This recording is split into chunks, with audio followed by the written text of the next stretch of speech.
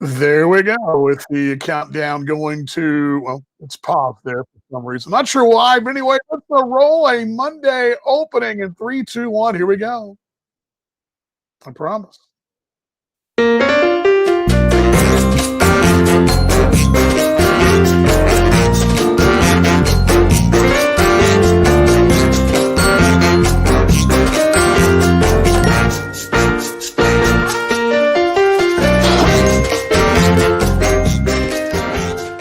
There we go. A little audio.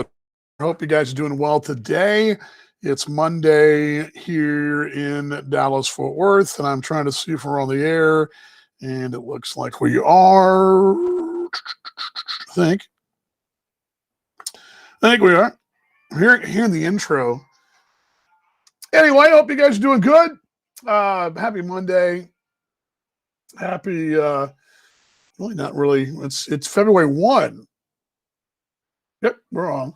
February 1, can you believe that we are about to lap the field in one more month? About what?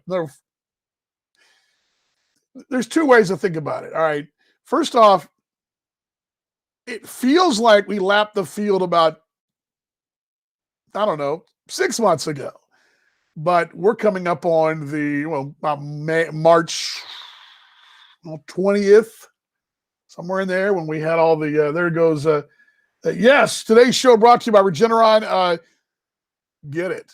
If you ain't we're going to get to that because I still am not, I'm still confused onto why folks ain't getting it, but we are going to get to that. I'm going to see you, Kevo.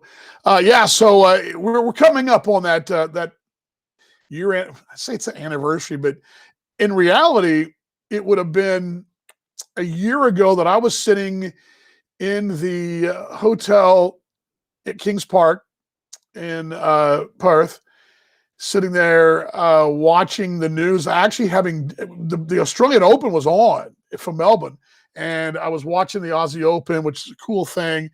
And I forget which, it was one of the semifinal matches, and they announced during the news break on 9 News, which is what one of the national networks like their ABC or NBC, whatever, that carries the Australian Open in Australia.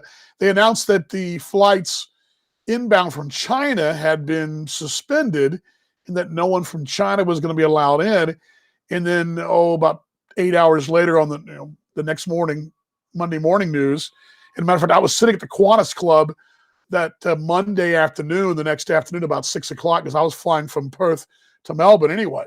And the big news there at the time was that, I'll bring this down too. The big news at the time was that they were going to have to go get Australians who were trapped in China, and get them home and get them quarantined and get them home. And it was a real big mess. And that was a good 6 weeks before anything of that scale happened here as far as any kind of, so it's been a year ago that I've experienced things. I experienced it again, sitting there, and it was a Sunday, and I left to go to Melbourne on Tuesday. This was Monday because Super Bowl Sunday was the next day. This was a Saturday.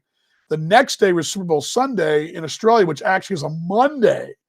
So about Monday morning during breakfast, I'm literally eating brekkie, an Aussie breakfast, and watching the Super Bowl on the big TV in the hotel lobby, then going back to my room up in the accommodation there to watch the rest of it. Then I went to a pub. Anyway, long and the short of it is, and later on that day is when I flew to Melbourne. But anyway, the point is, it's been a year since I first crossed paths with this whole mess, and it feels like it's been about 2 years because we're still into March. And that's when we're going to get to that point where.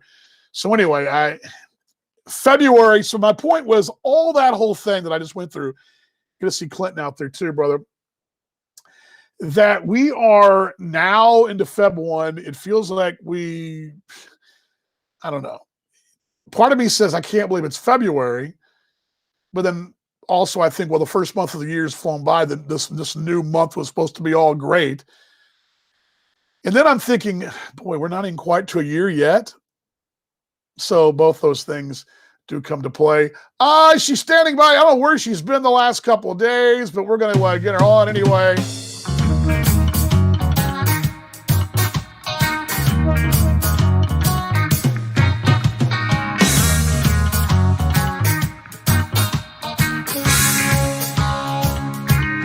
we go. Hello, Mom. How are you doing today? Over. Look at that. They got you new hairdo today, I see. Yeah, right. Yeah, I've been working at home, so the hairdo is suspectful. It looks a little like Granny Goose, doesn't it? Whatever Granny Goose looks like. Yeah, I don't think I can tell you who Granny Goose is or what she would look like, although I would figure she's probably interesting looking. That's all I can say. Oh, well, So we how are hope things so. there? Did you guys get dumped on like the rest of the folks in that eastern corridor of the United States of America? Yeah, I think we got maybe 6 to 8 inches in Elkhart. We were kind of on the fringes, but I think we're in for another episode, maybe Thursday or Friday. Yeah, but Mm, yeah, it doesn't really stall too much. I mean, they keep the major arteries going, um, and the neighborhood roads sometimes are a little, crazy. But right, anyway, and I haven't been out of the house since Saturday. I went to get my groceries to go. right. Anyway, yeah. So I'm okay. We're okay. Good, good. That's good. That's good. I was talking to I was getting address changes for the different entities for the farm, and I was talking to somebody in Lamesa, and she said they had 60-mile-per-hour wind, of course, with sand. Um, and Lamesa, and I'm sure that meant Seminole also. But anyway, I said, well, I've got 6 inches of snow. I don't know which I think I would rather have Well, the snow.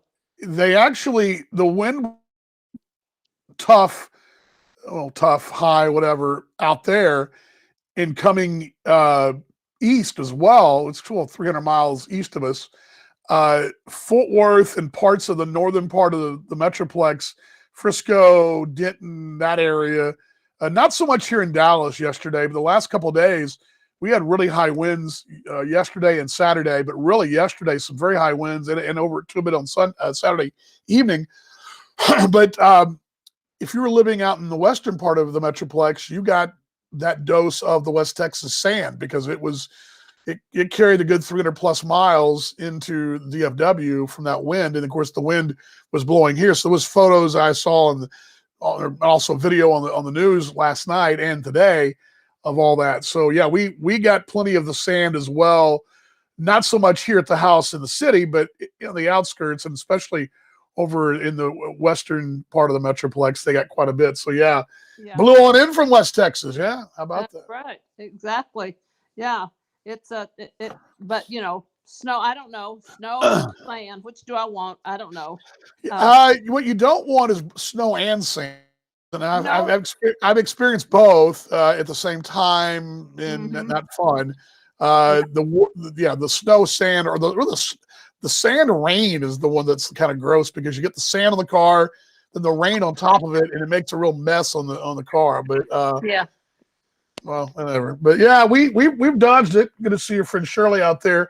Um, we dodged it though. So as far as any of the sand and snow, Yeah. although it's been beautiful today. I think it's 57 now. That's probably just beyond, the high was probably about 60 probably, but I didn't see Okay. for sure. But I would say it's 20, 20 degrees here, maybe in the 20s today. Yeah, it's been wow. pretty cold for quite some time. Wow. But um, if as long as it's not real windy, that it doesn't really bother me. I mean, I don't go out and make snowmen or anything. So there you go. Yeah, well, that's probably a good idea. Probably a good Yeah. idea, I would think. That Yeah. would be a good idea. Yeah. Well, good. I'm glad. I know they had got a lot of snow up there. So up you guys. Well, and And I'm there's sorry your I sister missed out there you. too.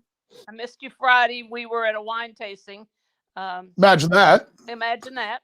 And then Wednesday I had a dinner with Connie and her friend, and so I'm back in my regular schedule now. So Good. yeah. Well, So good. I'm going to get on the other side. All So right. Well, we'll see you. I love you. Love you too, Mom. There she goes. Mom Cam up in Indiana. She joined us from a snowy Indiana.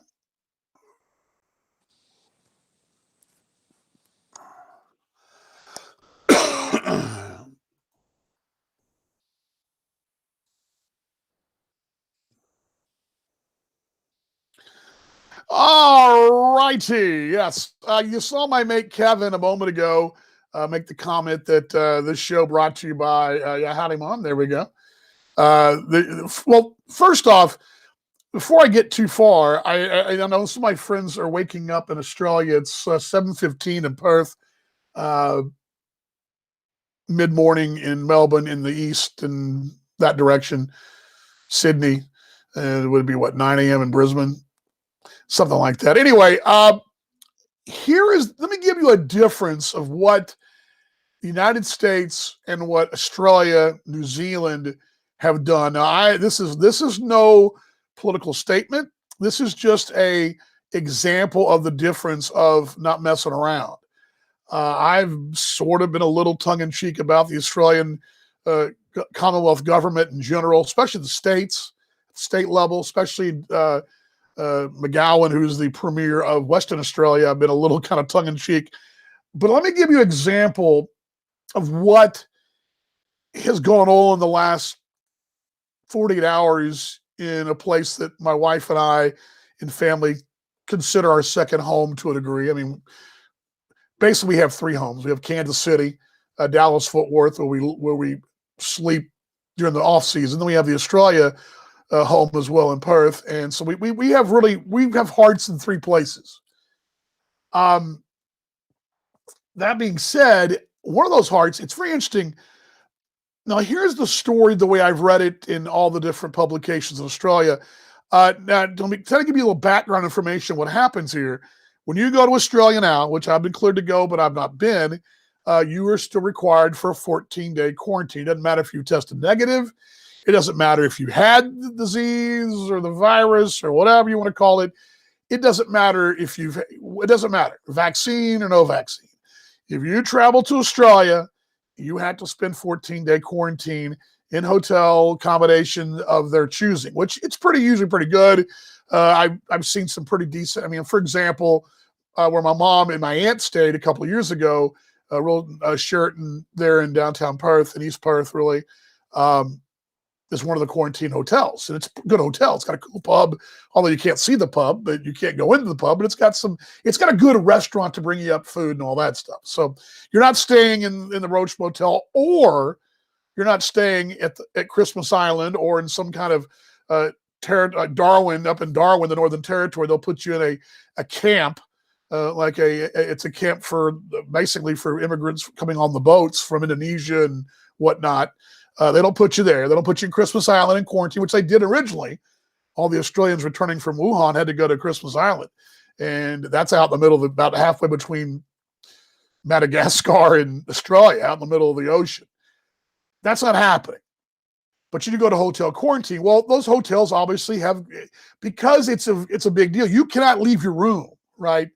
If I go to Australia and I go for 2 weeks in quarantine, I can't leave the room. You know, they're going to bring me my snacks, and I can maybe have a balcony, but there's no chance that I'm going to be hanging on the masses. I can't go to my next door neighbor and hang out and play cards. I've had some video on my Australian shows of guys working out in their room, throwing balls against mattresses and things like that. So you get the point, right? It's very hardcore quarantine.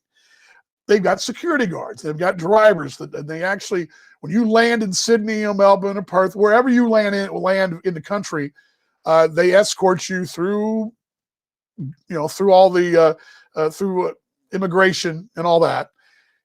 They let you into the country. They actually escort you in a van and with usually a military or military police or somebody will escort you to the hotel, and you've got your assignment and everything. It's all that.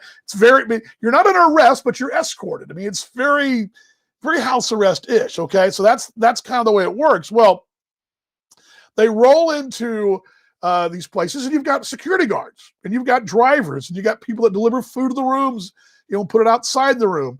So there are people that do sort of come in contact with the people in the quarantine, but they're not actually, you're not high-fiving, you're not playing cards. Now, there's been some crazy things that have gone on in Victoria. People are going to be people. I'm not accusing anyone in general, but people are going to be people. People are going to probably say, you know what? It's day 13. I'm going to go ahead and sneak out the Starbucks. I mean, let's say over here. Let's say you're in quarantine here, right? Let's say you're in 14-day quarantine as you were exposed to somebody. Well, it's day 12, 13. I feel great. I'm going to slip into Starbucks anyway. I'm not going to tell anybody. Who's going to know, right? I mean, I'm not saying it's right. It's just what happens. People are people. They're going to kind of skirt the system when they can. Somehow, some way, this has happened a couple places. It was a pizza delivery place in South Australia that had a big breakdown a couple weeks ago, or about 6 weeks ago, that basically shut down South Australia. Here is the difference. Okay, security guard in Perth, at some point, now whether it be guarding the hallway, walking the hallway, taking food up in case checking people, whatever was the case, somehow, some way, this security guard was in contact with folks who tested positive and were in quarantine, whether from the UK or from North America. I believe it was from the UK, but it's still not 100% sure. This guy, of course, goes home from his job, goes home to his family, hangs out with his mates. They're not wearing masks over there. They basically eliminated the need for all that stuff for months and months of this kind of real hardcore lockdowns. And Victoria, New South Wales, Western Australia has probably been the biggest one that, my friend Paul, we talked about this before, Paulie and his family, they haven't left the West. A lot of my mates have not had a chance to leave leave the west of Australia. And Australians aren't allowed to leave unless they have unless they're working abroad and were brought in and going to leave then. So they're real tight lockdowns. And the difference between what's happening here and there, again, I'm not telling you that I believe one way's right or one way's wrong. But what Australia's done, and yes, it's probably a little extreme, but this security guard who was exposed, tested positive, was out and about with his mates, his family, whatever. Who knows who all he came in contact with, the Woolies, the grocery store, the markets, whatever. But this guy, basically one documented case has shut down all of Western Australia for 5 days. So over the weekend on Sunday or Saturday evening, noon over there in the West, they locked down the state of Western Australia, Metro Perth, most of the West, not all of the West, because Western Australia is like half the size of basically from Seattle to San Diego. That's about how long it is. And it goes probably to like Salt Lake or something like that, as far as space. It's long, big area. Now, some of the places up north, they call the Pimba region, that's not going to affect them, but they're also less populated. But Perth, a little over 1 million people, that metropolitan area is locked down for 5 days. Now, my mate Paul, his wife Tiana, the kids are going back to school. We're supposed to start their school year. The new school year actually would have started Monday over there, Feb 1. Their holidays were over. But the kids get a bonus snow days, if you will, 5 extra days of holiday, but they're all going to be inside. They're not going to be able to go to the beach or go to the park. But it's a lockdown for 5 days. That's just the way it is. Now, again, Australia in general they're having hundreds of cases over the course of the time that we've had thousands and thousands of cases. Again, take your pick. You can, I'm not trying to, but I'm telling you, there's a difference. And yeah, no balcony, mate. Yeah, see, Simon, you're right. Yeah, I did. And that's where some of that came from, Simon, I believe. Good to see, Simon. I love you. I miss you. Miss you. Hope you and your family are fine. I believe, actually, the Victoria cases, there was a situation in Victoria where some quarantine was broken in the hotels, and one of the things was the balconies. People were jumping balconies and things like that. Again, so it's a lockdown, and it's worked. It's worked. I mean, you've got this one case, and yes, you can say all you want to. My point is, and I'm going to move to something else, to Regeneron here, because I'm not telling you that anything is right or wrong either place. I'm just telling you what I see is working. Is it extreme? Absolutely. Do I feel for Paul and Tiana, who can't go to Canada and see her family and where she's from originally, although she's now Australian? Yes, I feel for them. Do I feel for the baseball teams who it's been a mess for the season? Yes. I feel for everybody. But in general, in general, my mates over there, and Simon, who was just checking in, for the most part, if they live in the western part of the country, have pretty much gone about their business. The beach, the dinners, family, whatever. That's not been the case here. We walk on eggshells everywhere we go. I mean, literally, I love going to church, but I can't even, you go to church, you've got sanitized handles and sanitation stations and all that. It's just a different way. But what I'm telling you is, I think we're learning lessons one way or the other, and this is lesson one, that yes, it's extreme, but it appears to have worked. Now, Victoria we talked about this too. Yeah, again, would you try, and here I will tell you now, who's been affected, would I change anything I've done? No. I'd still travel, still do what I do, go to church, go to eat dinner, whatever. I would not have changed anything.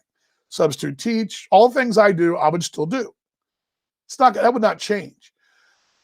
But would I be willing to lock down for 5 days, hardcore, if it meant, okay, I'm going to be able to turn things around? Well, absolutely. Now, and here's the thing. This is where the difference of maybe, it's not freedom. Because originally I kind of got drawn all sides. It's not freedom. It's the price of freedom. It's a painful price. I mean, the people that want to travel can't travel in the West.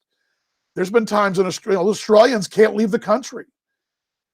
In general, I mean, there's still some can, but Simon just can't get on a plane and go to Bali right now. Much as he'd want to go holiday there with the fam, he can't. As much as he'd want to. I have a lot of friends they're Australians who may or may not be able to travel to play baseball this year. So I mean, there's all that. So anyway, the point is, we can second guess this thing all we can. But I keep looking at this track record of the things that we've done and we're not doing, and it doesn't matter who's in charge. We're still making some mistakes, which takes me to the next point. I'm gonna put Mama Bear comment up here. Yeah, again, trying to stay off the politics thing as best I can. Yes, and that's the problem. That is a problem. My wife has to work. We have to. I mean, unfortunately, because of all this furlough going back 6 months, I've had to substitute more than the need's been there. She's teaching like she always has. So yes, again, I there's a lot to it. And I'm not going to sit here and tell you that it's the only way to do it. I'm just saying that it's a little over the top. Yeah, it's over the top. One person tests and they shut the whole thing down. Not the whole thing, but the West. Yeah, it's over the top, but it's worked. Now, I think there's a fine line there. I think there's things we could have done. But I'm like, this is what reads me to Regeneron. Okay, I tested positive a week ago, last Wednesday. Started feeling symptoms last Tuesday. I have a little still allergy feeling, but and I may cough in a minute because my voice is not 100%. I'm not really in off season. I'm in off season mode, not in full season mode. But in general, the only reason I didn't walk an hour today is because I had a busy schedule this morning and I had to squeeze 45 minutes in instead of an hour. But I would have walked to normal. Actually, probably would have walked 70 minutes today, which is what I usually do on a Monday. Am I a little tired? Yes. Fatigued? Yes. A little tired. But in general, I'm not where I was last Wednesday, which was running fever where I was shattering my teeth and literally wearing a fleece powder jacket for skiing to bed because I was that cold and that much fever. And it was heading a bad direction. I was looking at day one going, holy, what's going to happen day two? Well, day two, I got that Regeneron infusion. And I talk about lapping the field. My wife, who tested positive on Sunday prior, her brakes were stuck. I flew right on by her. I began to heal, and they said within 2 days you'll feel better or start to feel better, and the symptoms will start to alleviate. And it didn't mean I was suddenly cured. I still have some residual effects, still a little sinus, still a little allergy kind of feeling, but it didn't snowball into what it was going to snowball into. No doctor, But what have I done differently that a lot of people, that my wife didn't do and that my daughter hasn't done? I got an infusion. My wife finally is probably, and she'll probably hop on in a moment, she is probably now 70-ish% back to where she needs to be, getting there. And she'll come out of her 10-day window Wednesday.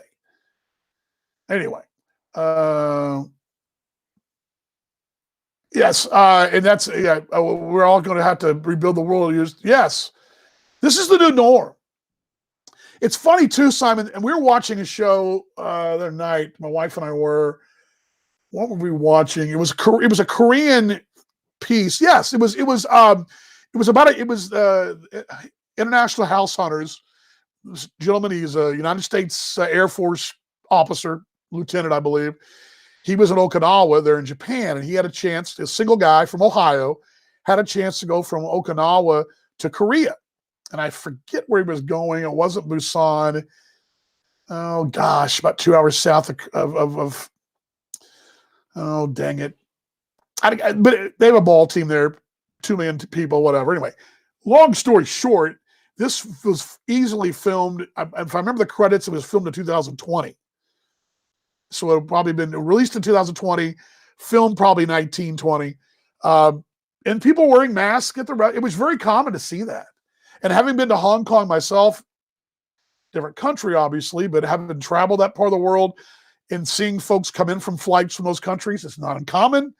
They're doing the mask thing.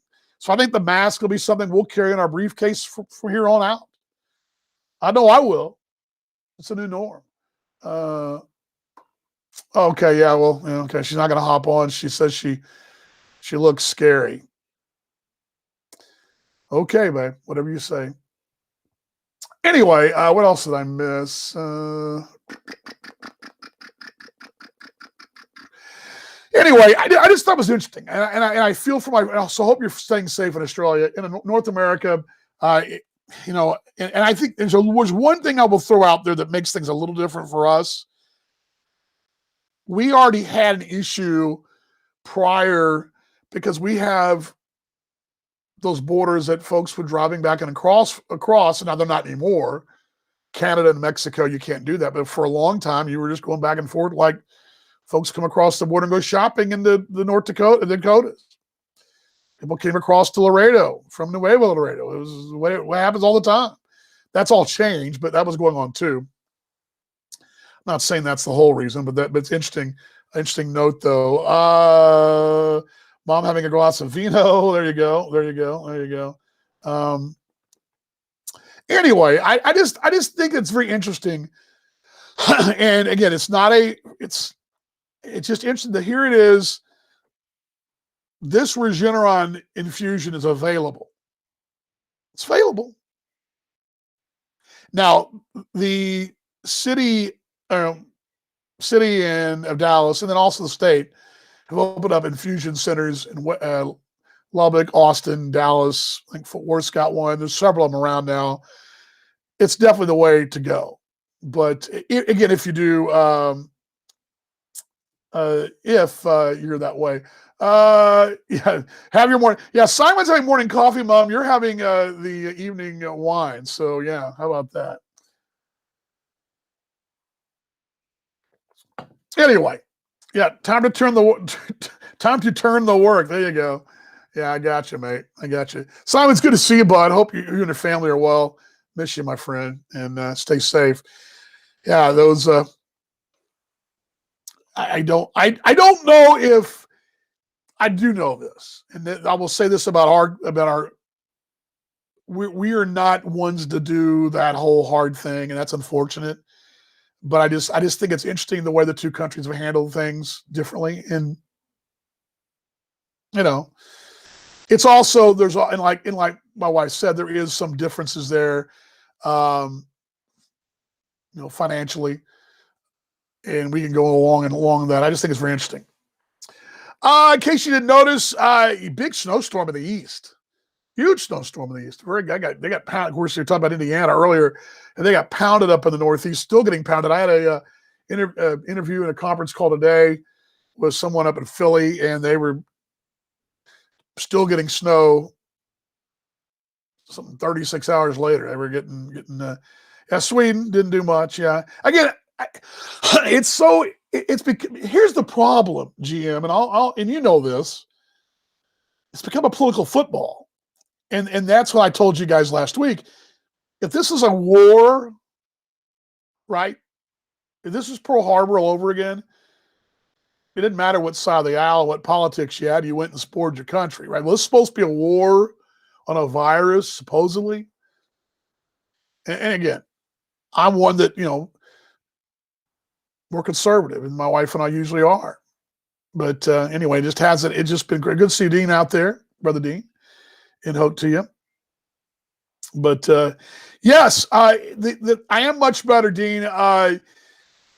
The infusion, I'm telling you, that's what I was talking about. I was talking about the infusion in general. I was trying to parlay that, or again, I guess what I'm saying is there's certain places, for example, where it might require a hardcore lockdown in certain areas, in certain places not. That's kind of what I'm saying.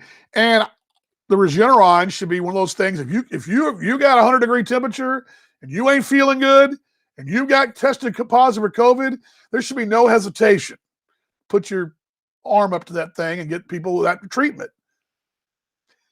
But why it's become, again, and if you read the articles about it, it's become a political football. It's ridiculous. Nathan says, walk the dog and be on the balcony. Being locked up all day isn't good. No, it's not. Glad we are doing better. That's one thing we can do. Even when I first had the symptoms Monday, I felt fine. Tuesday, I had the symptoms, but they told the nurse that we deal with at school, said, you're all good. You can wear the mask. You can walk. The dog's going to go out. He's got to do his walk. So he just can't be locked up either. That'd be a mess of a house. Mask on and all that, which I hadn't been working out the mask than I had started to, then I get tested, and I have to have the mask on when you go out. So, but it's been, no doubt. Yes, I saw where MLB is hedging the start of training camp. Wants to start the season a month late. My hot take, Monarchs play the Royals before. I don't doubt that. Talk about political mess. That's a mess because you've got one of the strongest unions in the history of unions worldwide is the Major League Baseball Players Union.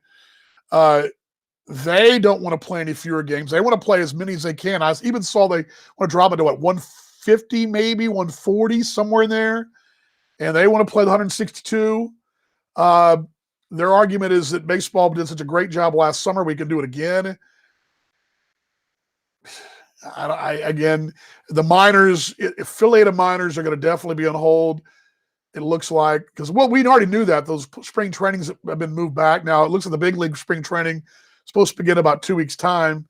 Will be pushed back to a degree. So yeah, that's probably going to happen too. Kevin looks like, but yeah. But I think you're probably on there. Let's see what Simon says. Since March, the last is the 4th day. Yes.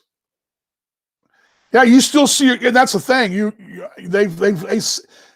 Simon, Australia sets you up to succeed and be safe. And that I got no problem with that, man.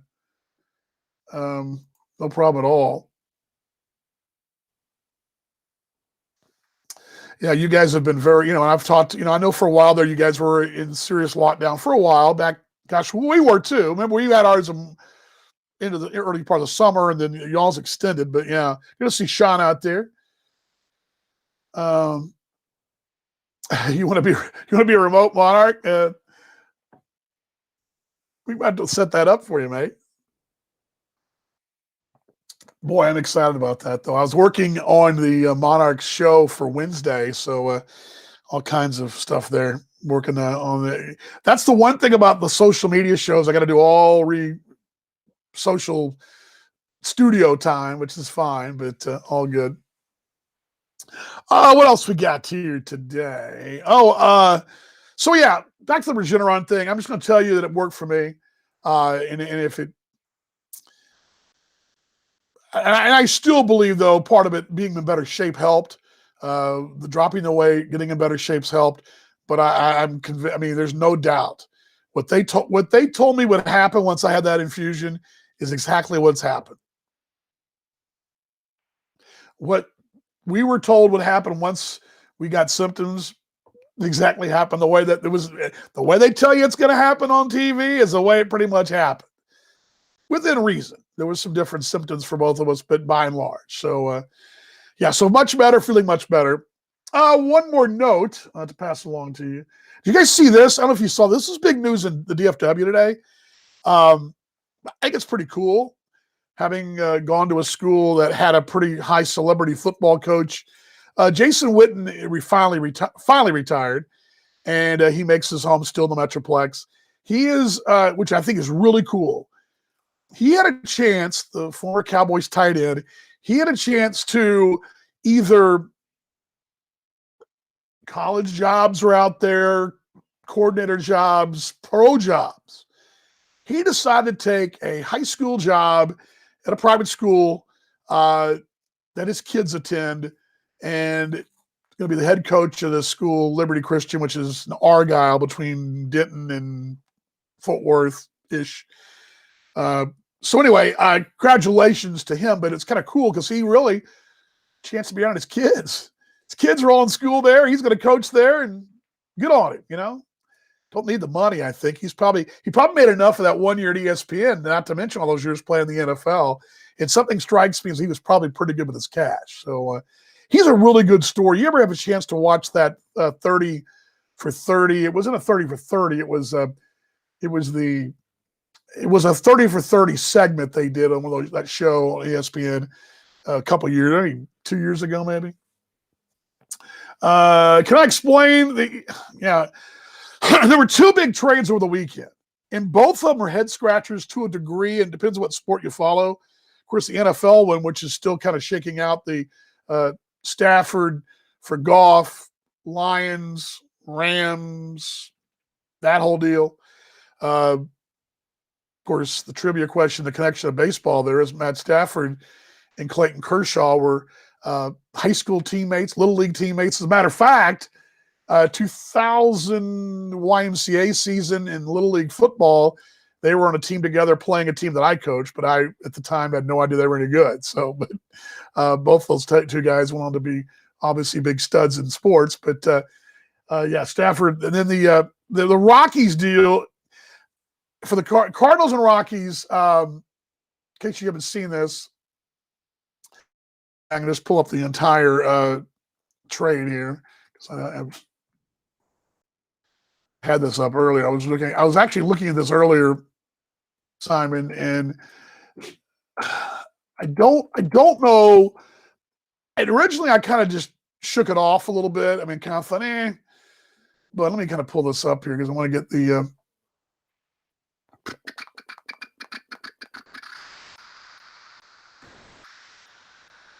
If I can find it here. There we go. There we go. The Cardinals trade for Nolan Arenado, and what I loved, I like the headline I saw. I believe it was, I don't know which one it was. USA Today, maybe? Was it? Or was it ESPN? One of them said it was an absolute heist. I mean, like like it was, you know, one of those kind of deals. The trade happened over the weekend. Friday night heist. Cardinals helping the Rockies. Best player, and of course, there have been some talk about this move, but not this move. That Nolan would maybe go to a couple of other clubs, but I'd see the Cardinals name out there. But this is a guy a lot of teams have had their heart on and trying to make a move for him. But listen to this whole deal. It's frustrating if you're a Rockies fan. You're like, he's our only player. He's our guy, and that's become what baseball's become. He's our guy, and so now you sold yourself. Sold your guy for a future of, well, we'll see how it's going to work out. They paid him 8-year, $260 million in 19. Was that what it was? I think that's right. And this is going to put a Cardinals club who's, I think, pretty set already. I mean, it's hard to say from last year. I mean, I still think what we learned and didn't learn from clubs last year is still a little bit of a mystery. And I would even say in the American Association, it's still a little bit like that too, the minors. But let me break this thing down for you here. Cardinals got 6 more years on a contract. They got the Rockies that are paying them about $50 million of the contract to cover $199 million owed. How they convince them to do that? That's what's amazing. And they basically, I mean, yes. Let me read how it officially works here, because I want to give you the actual MLB trades. Give you the actual wording, because I'm going to translate this for you. I'm going to translate how this actually works. I'm going to translate it to what it means in English, okay? Because this is what it tells you. Here we go. Where is it? Because you got, where's this translation? Hold on. Because there's actually a translation for it. If I can find it. Where are my transactions? Hold on, folks. You had to ask me that question, and I wasn't prepared, but I'm gonna fight through it here.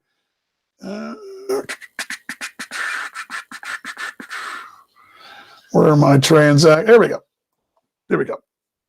Now, I won't read you the transaction how it sounds, because this. I'm going to interpret it for you. Okay. Here is the transaction as it was written in stone. Okay. All right. Where is it?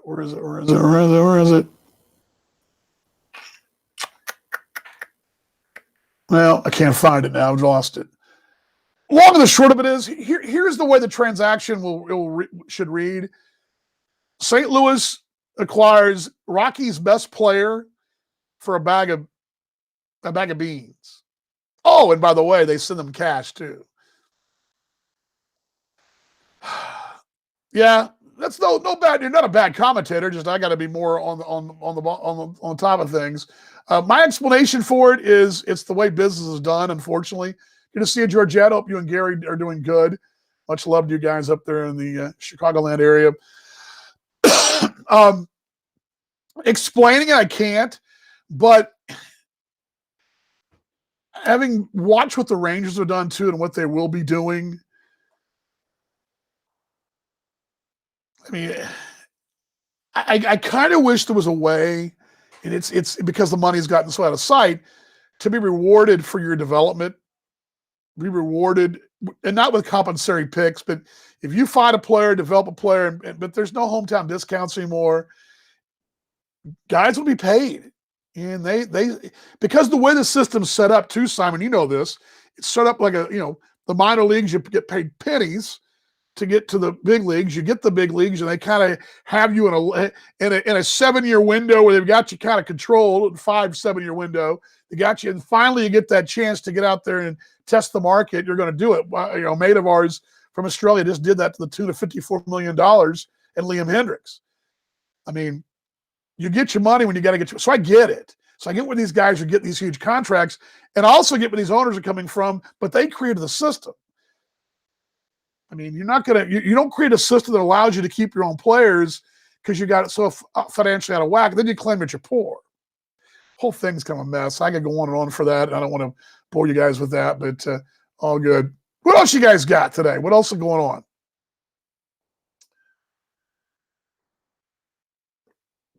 We got to get it going here in a minute. Got dinner to make, and we've got some Red Raider basketball tonight. Oklahoma's 10th in the country, playing the Red Raiders, who are 13th. OU has gone from not ranked to the top 10 in about 10 days. Be a tough game for the Red Raiders tonight against those OU Sooners in Lubbock's United Spirit Arena. But boy, the Big 12. You guys watch any college hoops? Talk about some interesting stuff. The Big 12 and the Big 10, especially the Big 12, beat the crap out of each other, except for Baylor. Baylor's the only team that, yes, by the way, there's my wife's surprise. They painted our street signs are against our house. And, a lot of people have the curb signs. They came in and painted the curb signs there, put the white paint and then the black lettering on it. Of course, ours is wrong. No wonder Uber had a trouble this weekend. Anyway, you can still see our number, but you have to look over the shrub. It's kind of pain. Anyway, so yeah, I know, babe. I'm sorry about that. But I was like, oh yeah, on the whole basketball thing, except for Baylor, who's running away with the Big 12. Everybody else is beating the crap out of each other. And good games, though, in that SEC Big 12 Challenge over the weekend. Okay, what I got coming up this week, Friday, I think Friday, we'll be able to test some beers again. I think I'm going to be up to it. I'm hoping I'll be up to it. Wednesday, we open up the Monarchs' first off-season show. If you ever watched the old show that the T-Bones had called The Steakhouse, this is what this is becoming. It's it's the same principle. We're going to do the same things, but we're just going to change the name and the brand. So what we did. So we're going to do that. So that'll be Wednesday noon on Facebook Live. That's on the Kansas City Monarchs page. And I hope you're following the Monarchs and get notified there. There'll be about an hour-long show-ish. I believe Joe Caspietra, the manager of the Monarchs, will be joining me. And we'll be also just catching up, doing some other little odds and ends. And it is a great opportunity, too, to kind of educate ourselves on the history of the Monarchs, history of the Negro Leagues, that social injustice, which was major social injustice. But we can talk a little bit about that. But we're going to definitely educate our fans. And it is February 1. It's also Black History Month, which I think is kind of cool. Yeah. Test beer. I'm sorry. I should have said test coffee, mate. Should have said test coffee, right? Because yeah, Black History Month is today, starting today. And we were going to do this anyway, but it'll be a nice tie-in to kind of look at some of the interesting history of the Monarchs. But we're going to be doing that all the time anyway on our shows. But we'll be revisiting some of that with a little Wednesday's Wisdom. And I believe I'm calling it. What am I calling it? This up earlier. I had a name for it. What am I calling this? I'm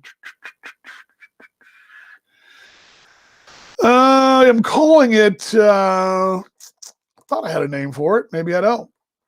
I put this in the run sheet already. We're working the run sheet. I don't really have a. I thought I had a name for it, but I guess I don't.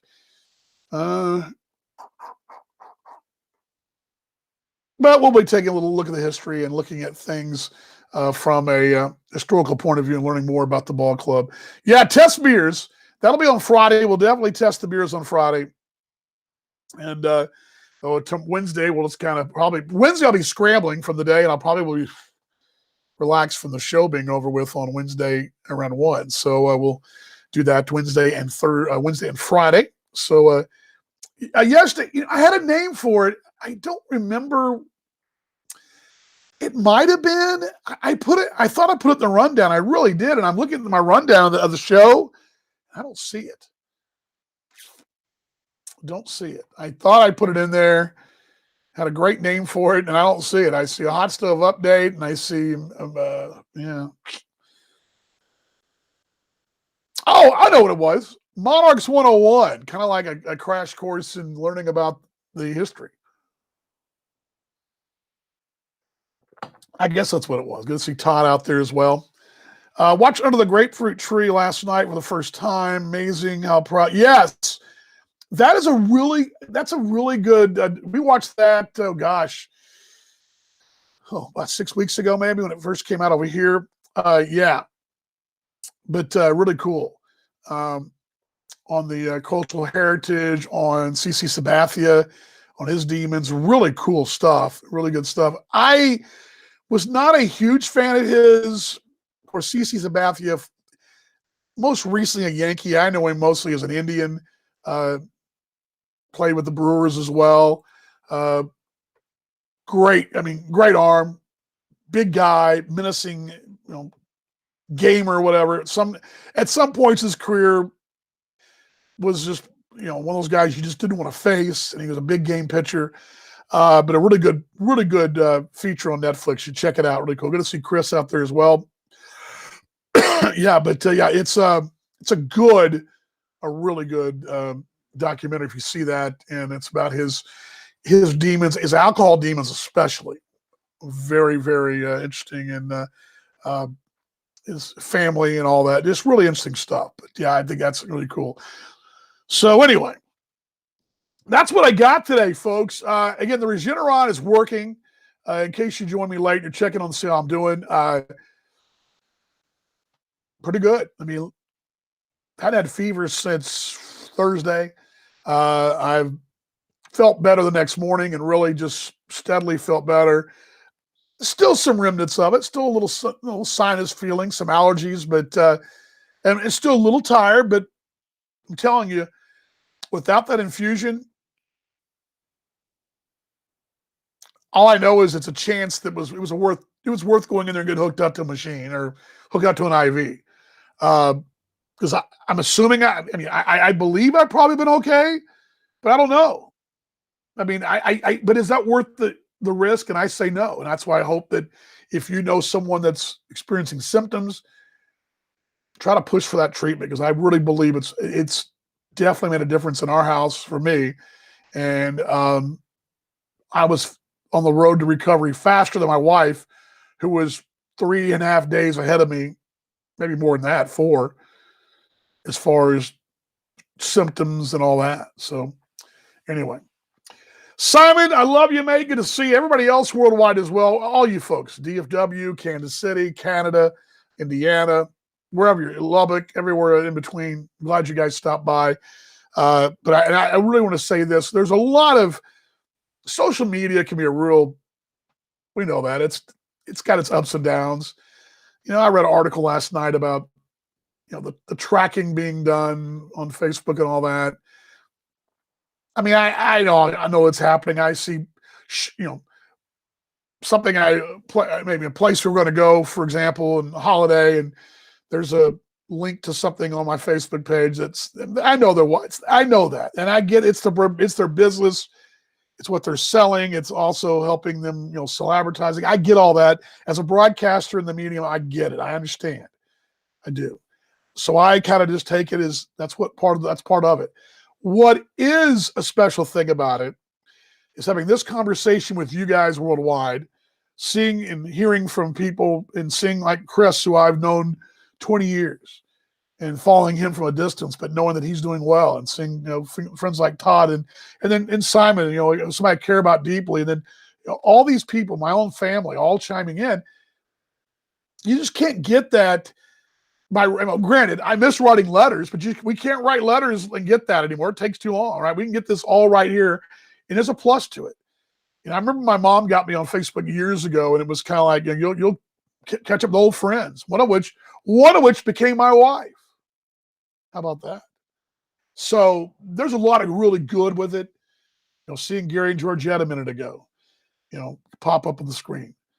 There's a lot of bad, but there's a lot of good. The good is, over the weekend when I posted that I had tested positive, the outpouring of love and support, every update I get. I mean, there was literally, I believe, 260 responses that I answered personally from the Saturday. I think Sunday, another 200. I didn't get to all those. But if you are watching this on replay and checking out how I'm doing, thank you, and I love you. Appreciate your support and stopping by, checking on the messages across the gamut, from high school mates, people I go to church with, people I broadcast with, people I work with, people I've just met along the way, folks I've done business with, folks I've met through business, all that. And there's a lot of really good. There's a lot of bad in social media, but there's a lot of really good. So I challenge us all, and I keep saying be better. The ads and the tracking and the negatives and the cancel culture and all that stuff. I can't do a lot about that, and there's not much I can do. But what I can do is do things like this show, and do things like when somebody's sick, reach out and say, love you. Or when somebody's sick like myself was, and say, hey, we're praying for you. I hope you're doing okay. Send you good vibes. Here's this. I've had all that. And it's a real feel good. And my wife and I woke up Saturday morning. We couldn't believe all the response we got from Friday. And And that's true. And well,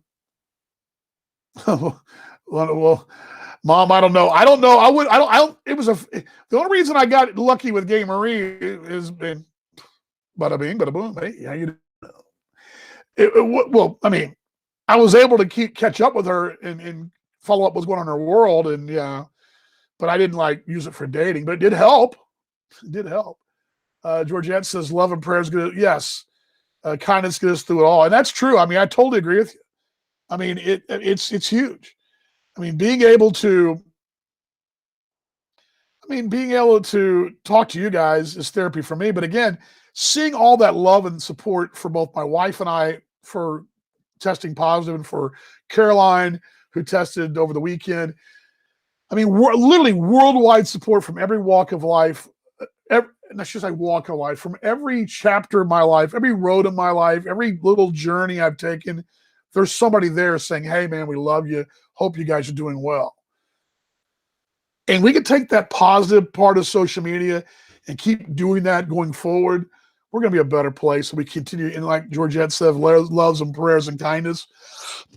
Combine that with that, harnessing the good of what's out there. And I sound very evangelical, perhaps, and that's fine. And I'm not trying to be religious. I'm just saying, just in general, these are principles that doesn't matter if you're religious or just a good person. But harness the good of this thing. And when somebody is hurting, reach out and say, "Hey, I love you and hope you're wishing you the best." And I'm so thankful that this weekend to wake up and see that, and then to see all that and just go, "Oh my gosh, overwhelming support." That's the good of this thing. That's what's really the good of this thing. Anyway, let's keep doing good. Let's keep loving. Virtual hugs, everybody. I love y'all. We'll see you guys on Wednesday at 5 o'clock. Please be safe. Please be kind to people. Be better tomorrow than we were today. Show more love tomorrow than we did today as well. Exactly, as a great man once said. Exactly. See y'all. Have a good day at work, mate. Miss you guys. And please stay safe. Love you too, Simon. Best to you and your family. And best to everybody out there worldwide. A lot of love to all of y'all. Much love is the hashtag we like to use. I didn't put it up there, did I? I put up there, yeah. Much love. There we go. Much love. Much love to you guys. We will see y'all on Wednesday. Have a great rest of your night, everybody. Wreck and Tack.